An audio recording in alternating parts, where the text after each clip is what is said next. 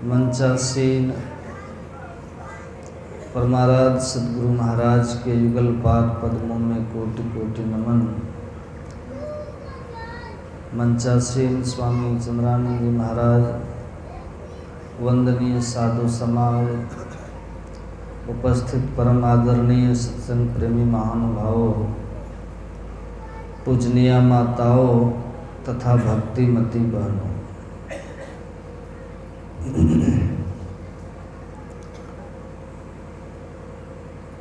अभी हम लोगों ने मुक्ति को उपनिषद का पाठ सुना है।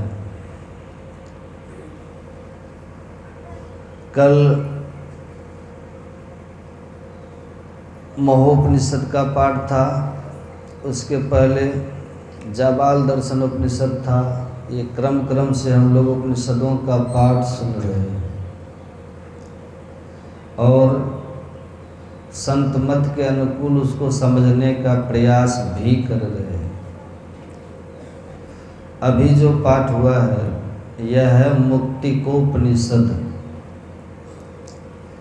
जैसे कठोपनिषद यमराज नचिकेता संवाद है, योग सिखोपनिषद भगवान शिव और ब्रह्मा जी का संवाद है, उसी तरह से मुक्तिकोपनिषद भगवान श्री राम और हनुमान जी का संवाद है। मतलब भगवान राम ने जो हनुमान जी को उपदेश किया है अध्यात्म ज्ञान का, कल्याणकारी ज्ञान का, वही है मुक्तिकोपनिषद। और उपनिषद के नाम से भी हम लोग को पता चलता है कि इस उपनिषद में क्या लिखा हुआ है। मुक्तिकोपनिषद का अर्थ होता है वह उपनिषद जिसमें मुक्ति का वर्णन हुआ हो। मुक्ति का वर्णन का भाव क्या है, मुक्ति किसको कहते हैं और मुक्ति कैसे मिलती है और किनको मिलती है, इन बातों का जहाँ वर्णन हो उसी को कहते हैं मुक्तिकोपनिषद। तो भगवान श्री राम ने हनुमान जी से उपदेश किया है मुक्ति के संबंध में। यहाँ तो भगवान ने हनुमान जी को व्यक्तिगत रूप से उपदेश किया है। और जब रामायण आप लोग पढ़ते हैं तो रामायण में सब कोई पढ़ते हैं, सुनते हैं कि भगवान राम ने अपने समस्त प्रजाओं को बुला करके भी उपदेश किया है। और उपदेश में भी भगवान ने मोक्ष का ही उपदेश किया है। बड़े भाग मानुष तन पावा, सुर दुर्लभ सब ग्रंथ ही गावा, साधन धाम मोक्ष कर द्वारा, अब पाई न जही परलोक सवारा। भगवान कहते हैं इस मानव के शरीर में मोक्ष का द्वार है। इस मानव के शरीर में रह करके जो मोक्ष के द्वार में प्रवेश नहीं करते हैं उनका भविष्य, उनका परलोक दुखद होता है। लेकिन वो मोक्ष मिलेगा कैसे, उसी का वर्णन भगवान राम ने यहाँ मुक्तिकोपनिषद में किया है। वहाँ तो भगवान ने केवल कहा कि मोक्ष पाइए, प्रजाओं से कहा, पर वो मोक्ष मिलेगा कैसे भगवान ने व्यक्तिगत रूप से श्री हनुमान जी को समझाया। अब सुनिएगा ध्यान से, पट क्या कर रहा था। जब भगवान प्रजाओं को उपदेश कर रहे थे तो वहाँ पर समूह था, समूह में भगवान बोल रहे थे। और जब हनुमान जी को भगवान उपदेश कर रहे हैं तो यहाँ समूह नहीं है, यहाँ एक ही श्रोता और एक ही वक्ता है। मतलब ये हुआ कि श्रोता कम है और समय पर्याप्त है। और वहाँ क्या था, वहाँ श्रोता बहुत था और समय का अभाव था। समय का अभाव क्यों था, क्योंकि उस महती सभा में भगवान की समस्त प्रजाएं हैं, भगवान के गुरुजन हैं, पुरुजन हैं, समस्त परिवार हैं। तो समस्त परिवार तो बहुत समय रहेंगे नहीं ना, सारी प्रजा तो बहुत समय रहेगी नहीं ना, गुरुजी बहुत देर तक बैठेंगे तो नहीं ना। इसीलिए समय कम था वहाँ, कम समय में भगवान ने व्यष्टि समष्टि उपदेश कर दिया, समष्टि उपदेश किया व्यष्टि ने, कि ये मानव का तन मिला है बड़े भाग से, मोक्ष पाइए। और ये बात बड़ी सैद्धांतिक है, हम लोग भी देखते हैं जब कहीं अधिवेशन होता है 2 दिन का या 3 दिन का, जिला अधिवेशन हो या फिर अखिल भारतीय होता है या फिर और कोई सत्संग जहाँ पर कि बहुत लोग होते हैं, समूह होता है, भीड़ होती है, भव्य सत्संग, तो वहाँ महात्मा लोग भी संक्षेप में बोल करके निकल जाते हैं, होता है ना। वहाँ पर सब बात नहीं कही जा सकती अखिल भारतीयों में, क्योंकि वहाँ पर समय का अभाव होता है और श्रोता वहाँ बहुत रहते हैं, सब तरह का श्रोता रहता है। लेकिन यहाँ ऐसी बात नहीं है, यहाँ हमारे पास समय भी पर्याप्त है और यहाँ के श्रोताओं की क्वालिटी है। इस समूह में शायद एक भी मांस मछली खाने वाले नहीं होंगे, कोई है क्या? नहीं होंगे, नहीं है। इस समूह में मांस मछली खाने वाले अभी नहीं है, इसलिए हमको मांस मछली पर बोलना ही नहीं पड़ता है। इस समूह में शराब पीने वाले अभी नहीं है, इसलिए शराब पर हमको बोलना ही नहीं है। इस समूह में चोरी करने वाले नहीं होंगे, उस समूह में चोरी करने वाले भी होते हैं अखिल भारतीयों में। आप लोग देखते हैं ना, कई बार आपके चप्पल चोरी हो जाते हैं, जूते चोरी हो जाते हैं, कितनी माताओं का चेन चुरा लेता है, ऐसा होता है बड़े बड़े अधिवेशनों में। वह तो वहाँ चोर भी होता है, वहाँ पर चोरी पर भी हम लोग को बोलना पड़ता है। लेकिन यहाँ कोई चोर नहीं है, यहाँ प्योर सात्विक सत्संगी सब बैठे हुए हैं, जो सत्संग में रमे हैं वही नहीं यहाँ बैठे हैं। तो वहाँ तो बहुत तरह के लोग होते हैं, उस भरी सभा में व्यभिचारी लोग भी होते हैं, उस तरह की भी बातें कहनी पड़ती है वहाँ लोगों को, महात्माओं को। वहाँ झूठ बोलने वाले, असत्य भाषण करने वाले भी बहुत लोग होते हैं, उस तरह की भी बातें वहाँ कहनी पड़ती है। उस बड़ी सभा में बहुत ऐसे श्रोता होते हैं जो बिंदु समझते ही नहीं, नाद समझते ही नहीं, मानस जब समझते ही नहीं, मानस ध्यान समझते ही नहीं। तो उनको उस तरह से समझाने के लिए उस तरह की बातें कहनी पड़ती है। लेकिन यहाँ सो बात है क्या? यहाँ सब जानते हैं कि यहाँ मानस जप क्या है, यहाँ सब जान रहे हैं कि दृष्टि योग क्या है, मानस ध्यान क्या है, नादानुसंधान क्या है, यहाँ सब कोई समझ रहे हैं। ज्ञान किसको कहते हैं, वैराग किसको कहते हैं, भक्ति किसको कहते हैं, यहाँ जो श्रोता बैठे हैं अभी, इन सभी श्रोताओं के दिल दिमाग में ज्ञान वैराग भक्ति की परिभाषा पहुँच चुकी है। तो यहाँ जो हम अभी बात करेंगे ना, यहाँ दिल की बात करेंगे और लंबी बात करेंगे, स्वतंत्र होकर के बात करेंगे और ऐसी बातें करेंगे जो समूह में हम नहीं कर सकते। ऐसे ही भगवान की जो समूह में बातें नहीं कर सकते थे, समूह में तो भगवान ने कह दिया कि बस मोक्ष पाइए, ये मानव का तन मिला है ना, तो ये बड़े भाग से मिला है, ये देवताओं को दुर्लभ है, ये मानव तन आपको सुलभ हो गया, तो इसको पाकर के मोक्ष पाइए।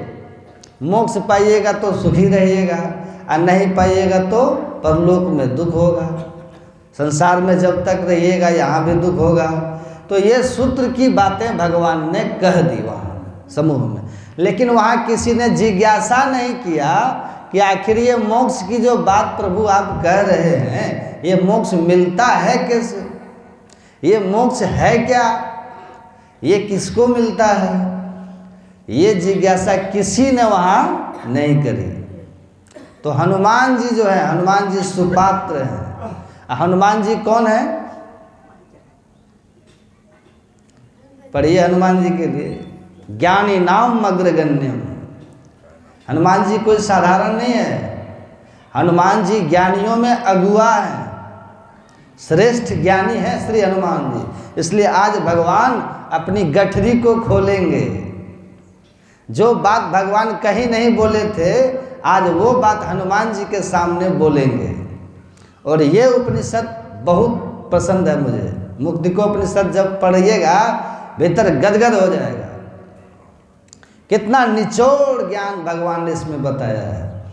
अभी संसार में कैसा है, अभी लोग भगवान को मानते हैं पर भगवान का नहीं मानते। भगवान को बहुत लोग मानते हैं। देखा आपने अयोध्या में, अयोध्या कितने लोगों में श्रद्धा है भगवान के प्रति। त्रेता में भगवान आए तो पुष्पक विमान से, तो अभी भगवान की मूर्ति बुलाया हेलीकॉप्टर से।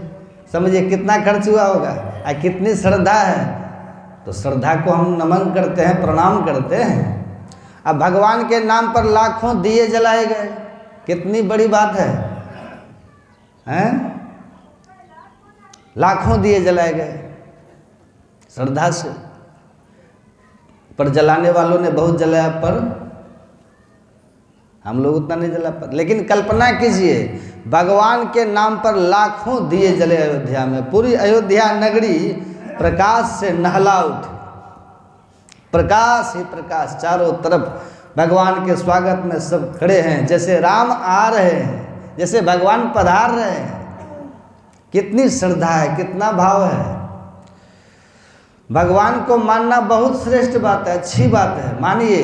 पर उससे भी श्रेष्ठ क्या है, भगवान की बात को मानना। भगवान की बात को मानना भगवान से मानने से बहुत श्रेष्ठ है। और जो भगवान की बात को मान ले वही भगवान का श्रेष्ठ भक्त भी होता है। जो भगवान की बात को नहीं माने, अब भगवान को ही माने, तो वो श्रेष्ठ नहीं है। जैसे कोई व्यक्ति बोले कि देखिए हम पिताजी के भक्त हैं, हम पिताजी को बहुत मानते हैं, पर पिताजी की बात हम नहीं मानते, तो पिताजी खुश हो जाएंगे। आप भले मत मानिए कि हम पिताजी के भक्त हैं, मत बोलिए, मत मानिए। ये ढिंढोरा पीटने की आवश्यकता नहीं है। बस पिताजी जो कहते हैं वैसा आप कर दीजिए, पिताजी खुश है, आप पिताजी के भक्त हैं। ऐसे ही भगवान के हम भक्त हैं, ये ढिंढोरा पीटने की जरूरत नहीं है हमें। भगवान के हम भक्त हैं, इसको प्रूफ करने के लिए लाखों करोड़ों खर्च करने की आवश्यकता नहीं है हमें। हम भगवान के भक्त हैं, उनके नाम पर बहुत कुछ करने की आवश्यकता नहीं है। करिए, वो बेकार नहीं है, पर उतनी आवश्यकता नहीं है। आवश्यकता क्या है, किस बात की है, भगवान जो कहते हैं उसको हम लोग मान लें, उसको हम हृदयंगम कर लें।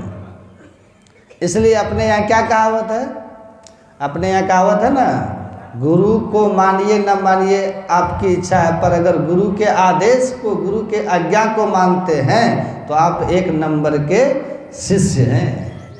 इसलिए कहते हैं ना, आज्ञा सम न सुसाहिब सेवा, आते ही प्रसाद जन पावई मेवा। आज्ञा को कोई मान ले, ये सबसे बड़ी सेवा है, ये सबसे बड़ा व्रत है। तो आज भगवान ने हनुमान जी से दिल की बात कही है, क्योंकि भगवान को आज सुपात्र मिला है, एक ऐसा ज्ञानी मिला है जो अन्य ज्ञानियों से बड़े आगे है, बहुत आगे है। ज्ञानी नाम अग्रगण्यम। एक ऐसा भगवान को श्रोता मिला जो पहले से बड़े ज्ञानी हैं, अज्ञानी के साथ बड़े विनम्र हैं, ज्ञानी के साथ बड़े प्रखर हैं, पराक्रमी हैं, पुरुषार्थी है, निरालसी है।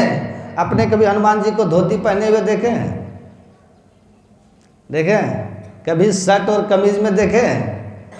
हनुमान जी को जब भी देखिए लंगोट में और गदा, आलस है ही नहीं वहाँ, निरालस। ज्ञानियों में श्रेष्ठ हैं, तत्पर हैं, राम कहेंगे उसके पहले समझ करके काम को पूरा कर देते हैं। तभी तो भगवान को कहना पड़ा, कपि भरत भाई, कपि से उरिन मैना है। भरत भाई, भरत से कह रहे हैं भगवान, जो अपना खून का है। भरत क्या है? खून का है, खून का नाता भरत से, रक्त का संबंध है वहाँ भरत के साथ। पर भरत से सुना रहे हैं कि भरत भाई, कपि सो उरिन हम नहीं। ये नहीं कहते कि तुमसे उरिन नहीं, भगवान कहते हैं भरत भाई, कपि सो उरिन हम नहीं। इस हनुमान का इतना ऋण है मेरे सर पर, इनसे मैं ऋणी नहीं हो सकता। राम खुद जिनका अपने को ऋणी समझ रहे हैं, राम खुद जिनके लिए कृतज्ञ हो रहे हैं, आप विचार कीजिए वो कैसे पात्र होंगे। इसलिए आज भगवान ने अपने ज्ञान का पिटारा खोला है, अद्भुत ज्ञान, मुक्ति को उपनिषद। और हमारे गुरु महाराज की कृपा है कि ये ज्ञान हम सबको मिल रहा है। यदि उपनिषद ने कहा तो सड़ती और गलती है भी,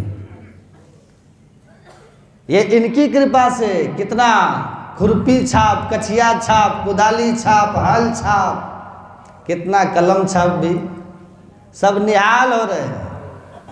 कल्पना कीजिए कितनी सुंदर बात है। आपने पाठ में क्या सुना अभी? प्रथम श्लोक, कितना बढ़िया श्लोक सुने। भगवान कहते हैं द्वे बीजे चित्त वृक्षस्य प्राण स्पंदन वासने, प्राण स्पंदन, ये राम के मुंह से निकला हुआ है, ये भगवान के मुंह से निकला हुआ। अच्छा, आप लोग को किसी का पत्र मिलता है तो कितने खुश होते हैं बताइए तो? आपका मित्र हो या आपके कोई अपने हो, सगे हों, दूर देशों में रहते हों, और जब उनका लिखा हुआ कोई पत्र आपको मिलता है तो आप कितने खुश होते हैं। अरे ये देखो पत्र है, और कितने संभाल के रखते हैं आप। उस हैंडराइटिंग से आपको प्रेम होता है उसके, होता है कि नहीं? ये हमारे मित्र का लिखा हुआ है, ये हमारे अपनों का लिखा हुआ है, कितना प्रसन्न होते हैं और कितना हृदय से तृप्त आप होते हैं, विचार कीजिए। तो वो तो आप लिखे हुए में इतना तृप्त होते हैं, और जहाँ मुंह से उच्चरित शब्द है द्वे बीजे, ये राम के मुंह से निकला हुआ है। अब साधारण मत समझिएगा, द्वे बीजे चित वृक्षस्य, ये कहाँ से निकल रहा है? ये श्री राम प्रभु के मुखार बिंद से निकल रहा है। द्वे बीजे चित वृक्षस्य प्राण स्पंदन वासने एकस्मिश्च तेव क्षीणे क्षिप्रम द्वेपी नश्यतः। भगवान कहते हे हनुमान, चित्त रूपी वृक्ष के दो बीज हैं। ध्यान से सुनिएगा, बहुत गंभीर ज्ञान है। ये भगवान ने हनुमान जी को सुनाया। चित्त रूपी वृक्ष के दो बीज हैं, एक है प्राण स्पंदन और दूसरा है वासना। ये चित्त रूपी वृक्ष की बात है। अच्छा, चित्त की बात भगवान क्यों कर रहे हैं? चित्त की बात भगवान करते हैं क्यों? इसलिए करते हैं क्योंकि जब भगवान ने ये बातें कही ना कि मोक्ष पाइए, मुक्ति पाइए, तो हनुमान जी ने प्रश्न किया कि प्रभु ये मोक्ष कैसे मिलेगा, ये मुक्ति कैसे मिलेगी, कृपा करके समझाइए। अच्छा, ये हनुमान जी कौन है? भगवान शंकर के एकादश रुद्रावतार है ये हनुमान जी। जो आपने पहले सुना ना, भगवान शंकर ब्रह्मा जी को उपदेश किया, ये उन्हीं का अवतार है। आज वक्ता को वक्ता मिले हुए हैं। आज एक बहुत बड़े संसार के वक्ता को राम जैसे वक्ता सुना रहे हैं। इसी को बोलते हैं श्रोता वक्ता ज्ञान निधि कथा राम की गूढ़। विचार करिए, जो ऐसे वक्ता हैं जिन्होंने ब्रह्मा जी के शंका का समाधान किया, शंकर भगवान ने। जो ऐसे वक्ता हैं जिन्होंने मोक्ष का उपदेश किया है ब्रह्मा जी को, मुक्ति क्या है, मोक्ष क्या है, ये उपदेश खुद से शंकर भगवान ने किया है। आज वही पूछ रहे हैं कि प्रभु ये मोक्ष कैसे मिलता है, समझ रहे हैं बात? और ये मोक्ष क्या है? तो जो खुद ज्ञानी है आज एक दूसरे ज्ञानी से पूछ रहे हैं। भगवान ने बहुत सुंदर उत्तर दिया, सुना ना पाठ में? शायद ध्यान से सुने नहीं, सुनिए, अब हम समझा दे रहे हैं। पढ़िए, इसी में एक श्लोक सुने, पढ़िएगा। भगवान कितना सुंदर कहते हैं, हे हनुमान, आप मोक्ष की बात पूछते हैं, मोक्ष की बात करते हैं। देखिए कितना सुंदर भगवान कहते हैं, चित्ते काग्र्याधितो ज्ञान मुक्तं समुपजायते तत्साधन मथो ध्यानम यथा वदुपतिष्यते। एकदम सटीक जवाब भगवान का है। हे हनुमान, आप ये पूछते हैं कि मोक्ष कैसे मिलेगा, तो सुनिए, चित्ते काग्रिया दितो, चित्त की एकाग्रता से, चित्त की एकाग्रता से मोक्ष उत्पन्न होता है, ज्ञान उत्पन्न होता है और मोक्ष उत्पन्न होता है। भगवान कह रहे हैं चित्ते काग्रिया दितो ज्ञान मुक्तं समुपजायते, चित्त की एकाग्रता से ज्ञान और मुक्ति उपजती है। अब सुनिएगा, हनुमान जी फिर पूछते हैं कि प्रभु ये चित्त की एकाग्रता होती है कैसे? आप लोग को सुनने में अच्छा लग रहा है? समझ, आपको क्या चाहिए? न्यूटन का सिद्धांत सुनिए, ये कल्याणकारी ज्ञान है, समझिएगा, मन से सुनिएगा। वो सब तो यहीं रहेगा, वो ज्ञान, पर ये ज्ञान आपके चित्त में ऐसा संस्कार देगा कि तब तक आपको मनुष्य बनाएगा जब तक मुकाम नहीं मिल जाएगा। इससे बड़ी बात क्या है? हनुमान जी फिर पूछते हैं कि प्रभु कृपा करके एक बात बताइए, क्या ये चित्त की एकाग्रता कैसे होती है? चित्त की एकाग्रता से ज्ञान मिलता है, मुक्ति मिलती है प्रभु, तो ये चित्त की एकाग्रता कैसे होती है?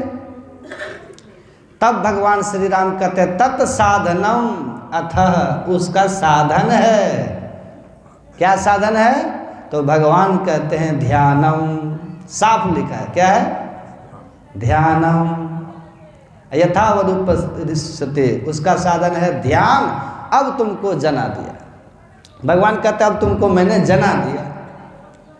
ये कितनी, कौन बोल रहे हैं? ये भगवान राम बोल रहे हैं। किनको? चित्त की एकाग्रता कैसी होती है? ध्यान से। और जब चित्त की एकाग्रता होगी तो क्या होगा? ज्ञान होगा और मोक्ष मिलेगा। अच्छा, चित्त की एकाग्रता का मतलब क्या है? चित्त की एकाग्रता का मतलब है चित्त की स्थिरता। चित्त की स्थिरता, चित्त हमारा स्थिर हो जाए। चित्त स्थिर होता है, ये नहीं समझिएगा कि स्थिर नहीं होता है। तब माता सब्जी कहते हैं ना, चित्त स्थिर, चित्त स्थिर, सजो भाई कह रही है, चित्त स्थिर चंचल मन था का, पांचों का बल हारा। ये चित्त स्थिर होता है, और जब चित्त स्थिर होगा तो फिर उसी स्थिरता की स्थिति में चित्त का नाश होता है, चित्त नष्ट होता है स्थिर होने से। और पता है, चित्त का ही बंधन है। कैसे बंधन है? सुनिएगा ध्यान से। अभी आप जगे हैं ना, आप लोग, अभी हम लोग जगे हुए हैं। अभी हमारे ऊपर अर्थात जीव के ऊपर 14 इंद्रियों का बंधन है। अभी अभी अभी जो हम लोग जगह है ना, अभी 14 इंद्रियों का बंधन है हमारे ऊपर। हमारे ऊपर मतलब जीव के ऊपर। अभी जो आप और हम जीव है ना, इसको क्या कहते हैं? तुलसीदास जी कहते हैं परबस जीव स्वबस भगवंता। तो परबस है ये जीव, बंधन में है ये जीव। किसके बंधन में है? तो परबस जानि हसो इन इंद्रिन, तुलसीदास जी कह रहे हैं। पहले तो इतना ही कहते हैं, पहले इतना कहते हैं कि परबस जीव स्वबस भगवंता, जीव अनेक एक श्रीकंता। पहले इतना ही कहते हैं।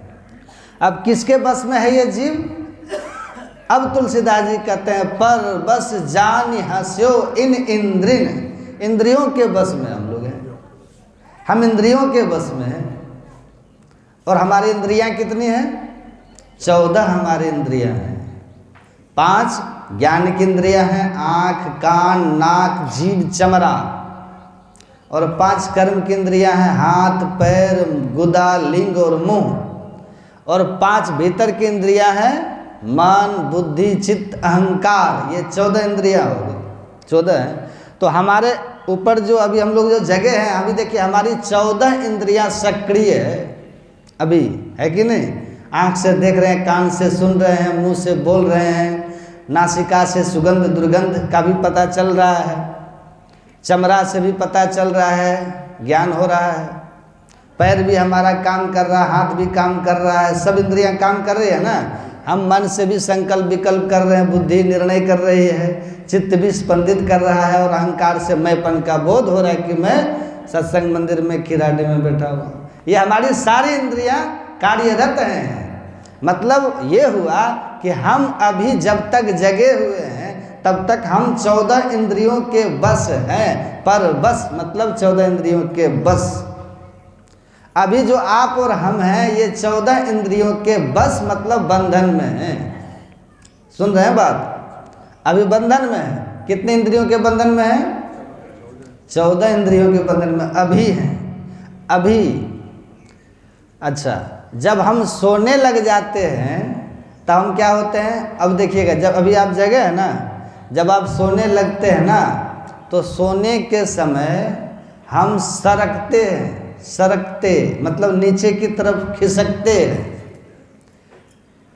अभी जब तक जगे हुए दोनों आँखों के मध्य में जीव का वासा है। जागृत स्वप्ने तथा जीवो गच्छत्या गच्छते पुनः नेत्रस्थं जागृतम विद्यात् कंठे स्वप्नम समाविशेत। जब तक हम जगे हुए हैं इस जागृत अवस्था में हमारा वास अर्थात जीव का वासा दोनों आँखों के ठीक मध्य में तीसरी आँख में है। गुरु महाराज कहते हैं ना, क्या कहते हैं? मन तुम बसो तीसरो नैना मह। मन कहाँ रहता है? जहाँ मन है वहीं हम हैं। जहाँ मन वहाँ हम।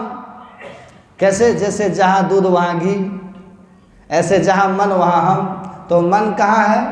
तीसरी आँख में रहता है। मन हमारे गुरु महाराज कहते हैं मन तुम बसो तीसरो नैना मह तह से चल दीजो रे।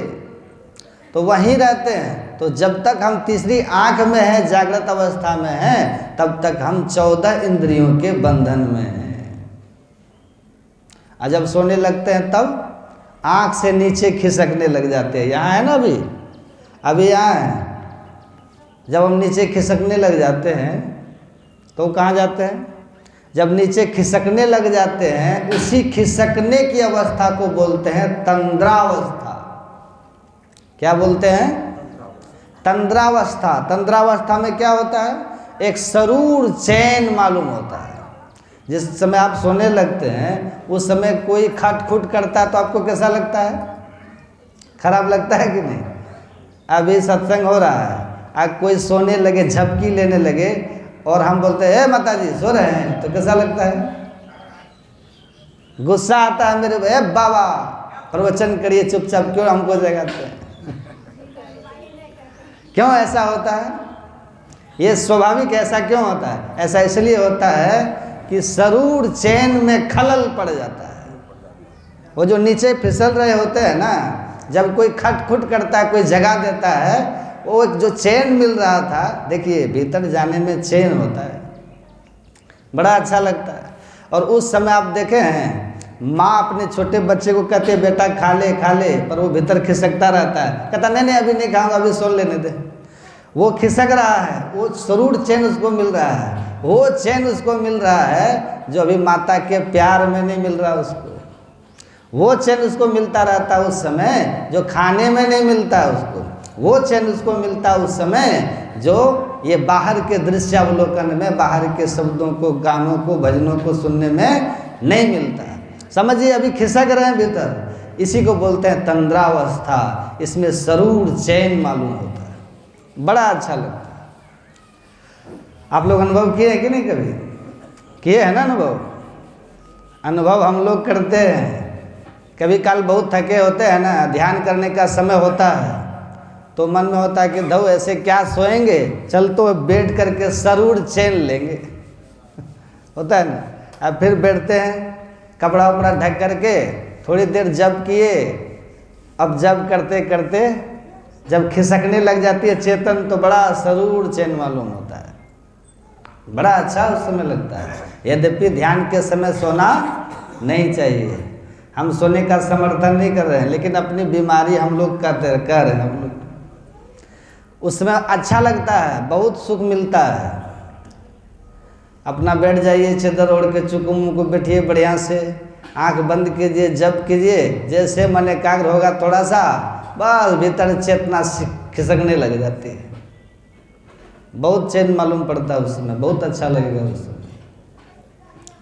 खिसकते खिसकते कहाँ जाते हैं? आँख और गला के बीच ये हमारी यात्रा होती है, सफ़र, यही तंद्रावस्था है।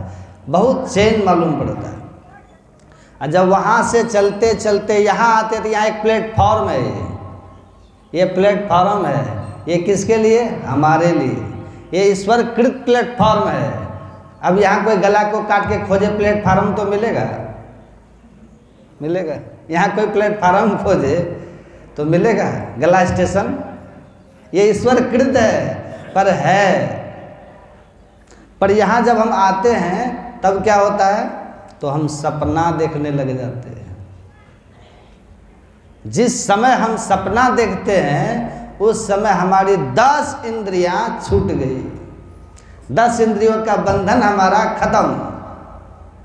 जब यहाँ से चले थे ना तो इंद्रियां छूटने लगी थी। सुनिएगा आप थोड़ा सा ध्यान से।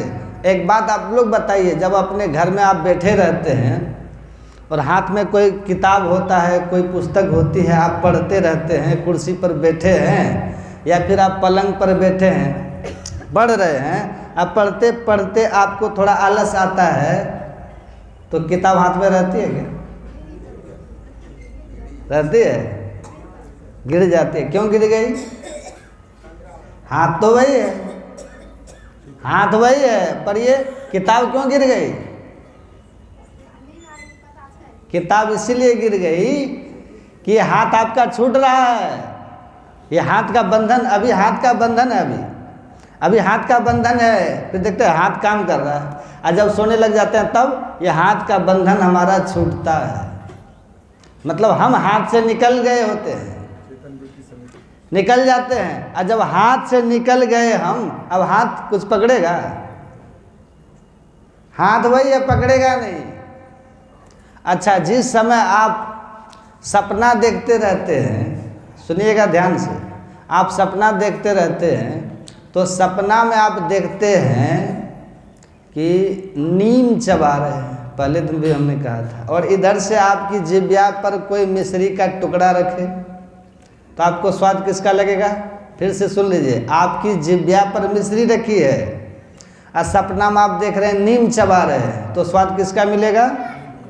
नीम का मिलेगा। ठीक से बोलिए, कन्फर्म है ना? पहले भी सुनाए हैं इसलिए बोल रहे हैं। अच्छा, नीम तो सपना में चबा रहे थे, और जीभ पर तो मिश्री है, तो मिश्री कहाँ लगना चाहिए? लगना चाहिए ना। इसका मतलब क्या हुआ? हम जीभ, देखिए जीभ एक इंद्रिय है। क्या है? जीभ एक इंद्रिय है। हम जीभ से निकल गए, जीभ हमारी छूट गई, इसलिए जीभ पर मिश्री है, लेकिन हमको उसे कोई मतलब नहीं है। रहे जीभ पर हम उसका स्वाद नहीं ले रहे हैं। क्यों? वहाँ हम है ही नहीं। देखिए जीभ का बंधन छूटा कि नहीं? जीभ का छूट गया है। इस तरह से आप कल्पना कीजिएगा, विचार कीजिएगा ज्ञान की दृष्टि से, तो सपनावस्था में आपका हाथ भी काम नहीं करता, पैर भी काम नहीं करता, आँख भी काम नहीं करती, कान भी काम नहीं करता, ये चमड़ा भी काम नहीं करती। हमारी 10 इंद्रियां, 5 कर्म की इंद्रियां और 5 ज्ञान की इंद्रियां, ये हमारी 10 इंद्रियां सपनावस्था में हमसे छूट जाती है। हम 10 इंद्रियों से मुक्त हो गए, हम 10 इंद्रियों के बंधन से छूट गए। देखिए ये ईश्वर की नमूना है थोड़ा सा मानव तन के लिए। ये बात गाय समझेगी? हैं? गाय समझेगी? बैल समझेगा? नहीं समझेगी। हम मनुष्य हैं, ये मनुष्य के लिए ईश्वर की कृपा है, ईश्वर का संदेश है कि देखिए आप कैसे बंधन में और कैसे आप छूटते हैं। सपनावस्था में क्या होता है? हम 10 इंद्रियों के बंधन से छूट जाते हैं, पर वहाँ 4 इंद्रियों का बंधन रह ही जाता है। सपना में भी संकल्प विकल्प होता है कि नहीं? सपना में भी मैंपन का बोध होता है, सपना में भी द्वैत रहता है। एक बूढ़ी माता जी सो रही थी, जैसे माता जी सो रही थी रात में, अब भोरे उठी तो रजाई जो ओढ़ी थी ना, ठंडी का समय था, एकदम चिथड़ी चिथड़ी मिला, ठंडी का समय था। उनका पुत्र ने कहा माँ ये रजाई को क्या हो गया? कहा बेटा साइकिल चला रहे थे। सपना में, अब देखिए सपना में साइकिल है। सपना में साइकिल है, द्वैत है, साइकिल है तब न चला है, हैं? द्वैत है ना। अब साइकिल की कल्पना करके सपना में साइकिल दिख रही है और दे पेडिल दे पेडिल। अब पेडिल साइकिल में लग रहा था, पेडिल तो वहाँ रजाई में लग रहा है, और रजाई की चिथड़ी चिथड़ी उड़ गई। अब बोरे कहते बेटा क्या करे, साइकिल चला रहे थे। तो माँ अब चलाओ साइकिल, अभी कहाँ से चलेगा? सपना में चलाए, क्यों चलाए? क्योंकि कल्पना थी कहीं न कहीं, मन की किसी न किसी कोना में साइकिल चलाने की एक वासना थी, एक कल्पना थी, एक कामना थी, तो वो सपना से प्रकट हो गया। यही है, वासना वहाँ प्रकट हो रही है, मन है वहाँ। अब वासना प्रकट कहाँ से होती है? तो मन से। मन है वहाँ सपना में, बुद्धि है वहाँ, वहाँ निर्णय करते हैं आप स्वप्न में। चित्त से मैंपन का ज्ञान भी करते हैं वहाँ। अच्छा, रजाई ओढ़ा हुआ था और सपना में देख रहा कि साइकिल चला, तो पैर चला रहा था। नहीं समझे बात? समझिए, समझ रहे कुछ? चलता है, जबकि देखिए पैर जो है ना एक इंद्रिय है, कर्म इंद्रिय है, वो छूट जाता है सपना में, वो छूटता है, लेकिन तारतम्य खत्म नहीं होता है, तारतम्य खत्म नहीं होता है। हाँ, पैर चलाने का बोध आपको नहीं रहेगा, पर पैर चल रहा है सपना में। अब बहुत उदाहरण है इसका, उदाहरण है, बहुत उदाहरण ऐसा है।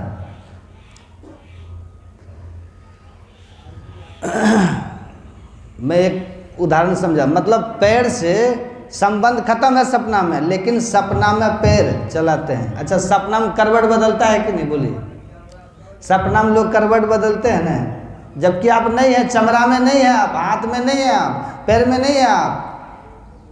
सपनावस्था में ये 10 इंद्रियां आपकी छूट चुकी है, लेकिन आप करवट बदलते हैं कि नहीं?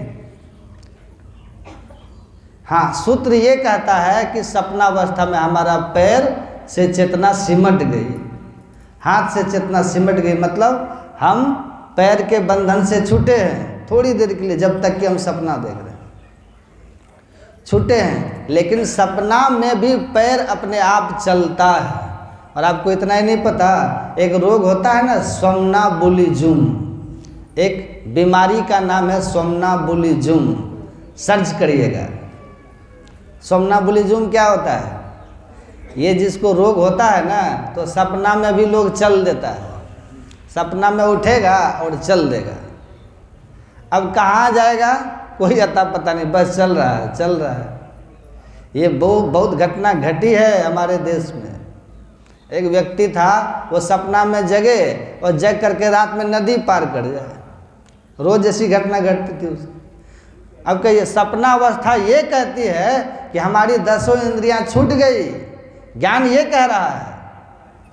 योगियों की बात ये है, धर्म ग्रंथों की बात यही है, लेकिन चल रहे हैं, पर चलने का बोध आपको नहीं है। सपना में आप चल रहे हैं, ये बोध नहीं है। सपना में पैर चलता है पर बोध नहीं है, चेतना का सिमटाव हो चुका है। सपना में हाथ चलता है, इसका बोध नहीं है, लेकिन चलता है ना? है?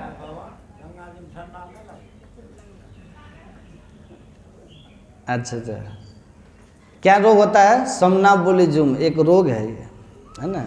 ये जब रोग होता है, व्यक्ति सपना देखता है और सपना देखते देखते उठ के चल देता है। और इतना ही नहीं, आप लोग को पता है सपना में आप कहाँ पर क्या सामान रखें, जाके वहाँ से सामान भी ले लेते हैं।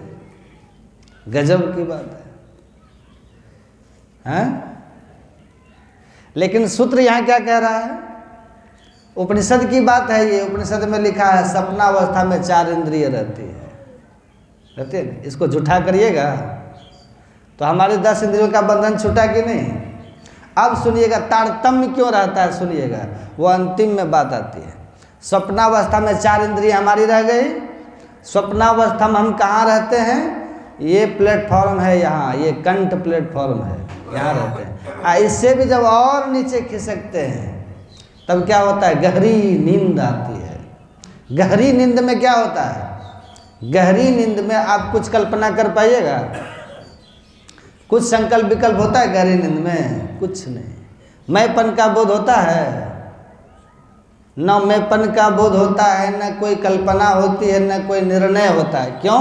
वहाँ न तो मन रहता है, न बुद्धि रहती है, और न अहंकार रहता है। स्वप्नावस्था में हृदय में न तो 10 स्थूल इंद्रियाँ रहती है, न तो 3 सूक्ष्म इंद्रियाँ रहती है, एक इंद्रिय रहती है। कौन इंद्रिय रहती है? चित्त इंद्रिय। कितनी बड़ी बात है ये। वहाँ कोई इंद्रिया नहीं है, हृदय में एक इंद्रिय है। कौन है? चित्त।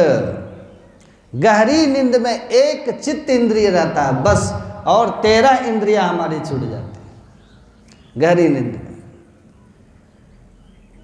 हम चित्त के साथ उस समय रहते हैं हृदय में। अच्छा, आप जब गहरी नींद में सोते हैं, आप लोग जब गहरी नींद से सो करके उठते हैं तो क्या कहते हैं? उसका नाम है गहरी नींद। उसका नाम है सुषुप्ति अवस्था। सुषुप्ति का मतलब क्या? बेहोशी अवस्था। कोई ज्ञान नहीं। कोई ज्ञान नहीं का मतलब क्या? मन का काम नहीं हो रहा वहाँ, बुद्धि का काम नहीं हो रहा वहाँ, अहंकार का काम नहीं हो रहा वहाँ, वहाँ बेहोशी अवस्था है। लेकिन जिस समय आप सो करके उठते हैं उस समय आप कहते हैं कि आज हमने बहुत सोया। ये कौन कह रहा है? ये ज्ञान किसको हुआ? चित्त को हुआ। सोचिए, जब हम जगते हैं तो कहते हैं आज हमने बहुत सोया, बड़ी गहरी नींद आई, अच्छी नींद आई। ये साक्षी कौन था वहाँ? आप। साक्षी वहाँ आप हैं। आपको ये बोध हुआ। और आप जग कैसे गए? वही जगाने का काम है चित्त का।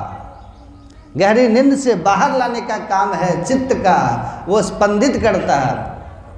वो हमको सुषुप्ति से स्वप्ना में लाते हैं, और फिर स्वप्ना से हमको जागृत में लाते हैं। अब सुनिएगा ध्यान से। कितनी इंद्रियां छूट गई हमारी? 13। कितना बंधन रह गया? अब एक बंधन रह गया। किसका बंधन रह गया? चित्त का बंधन रह गया। अब चित्त नहीं होगा तो क्या होगा? चित्त नहीं रहेगा तो क्या होगा? हैं? चित्त, इसीलिए भगवान ने चित्त की बात की है। इसलिए भगवान कहते हैं द्वे बीजे चित्त वृक्षस्य।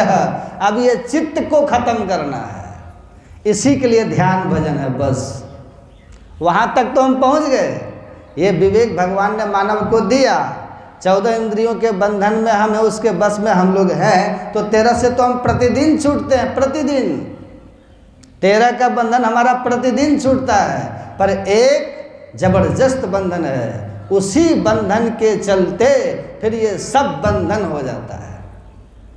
एक चित्त बंधन के कारण से ही फिर हम सपनाते हैं तो 4 इंद्रियां हो गई, फिर जगते हैं तो फिर 14 इंद्रियां हो गई। मूल में क्या है? चित्त है। इसलिए भगवान कहते हैं पेड़ के समान है चित्त। कैसा है? पेड़ के समान है। आप पेड़ को ऊपर से काट दीजिए तो पेड़ खत्म हो जाएगा, मर जाएगा, फिर से हो जाएगा। पेड़ को जड़ से उखाड़ दीजिए तब वो ठीक हो जाएगा, खत्म हो जाएगा। लेकिन पेड़ का पूर्व रूप क्या होता है? हम आपसे पूछें पहले पेड़ की पहले बीज, तो क्या कहिएगा? हैं? क्या बोलिएगा? बीज। हाँ, क्यों? इसलिए कि सूक्ष्म पहले होता है, स्थूल बाद में होता है। ये सूत्र के अनुकूल है ना। ऐसे तो देखिए, ऐसे अगर हम कह दें कि पहले बीज, तो बीज आया कहाँ से? बीज कहाँ से है? बिना पेड़ का बीज होगा? नहीं होगा। अच्छा, अगर हम कह देते हैं पेड़, तो बिना बीज का पेड़ होगा? कह देते पहले बीज, तो बिना पेड़ का बीज होगा? नहीं होगा। लेकिन सूत्र है कि सूक्ष्म पहले होता है और स्थूल बाद में होता है। ये मकान देखते हैं जो मंदिर बना है, सत्संग मंदिर,